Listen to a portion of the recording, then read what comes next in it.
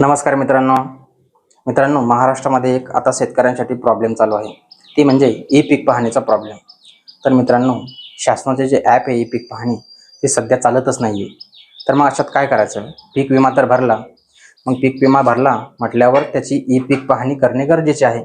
आणि ई पीक पाहणी जर झाली नाही तर आपला सातबारा त्या ठिकाणी कोरा दाखवला जाईल, आणि कोरा जर दाखवला तर आपल्याला पीक विमासुद्धा भेटणार नाही आणि त्यामध्ये आपल्याला दुष्काळसुद्धा मिळणार नाही।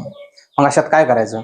तर आपला पीक पेराचा जो फॉर्म आहे तो फॉर्म घ्यायचा, PDF फॉर्म पीक पेराचा भरून, आणि तो आपल्या तलाठ्याकडे जमा करायचा।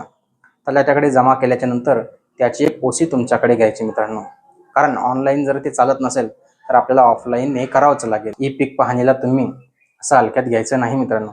आपला सातबारा जर एका वर्षासाठी आपण एवढी मेहनत करतो आणि आपला सातबारा जर एका वर्षासाठी कोरा असेल तर त्याचा काही फायदा नाही मित्रांनो शेतकऱ्यांसाठी, कारण शेतीच्या बाबतीत जेवढ्याही योजना आहे त्या आपल्याला इथून पुढं मिळणार नाही जर तुमचा सातबारा कोरा असेल तर।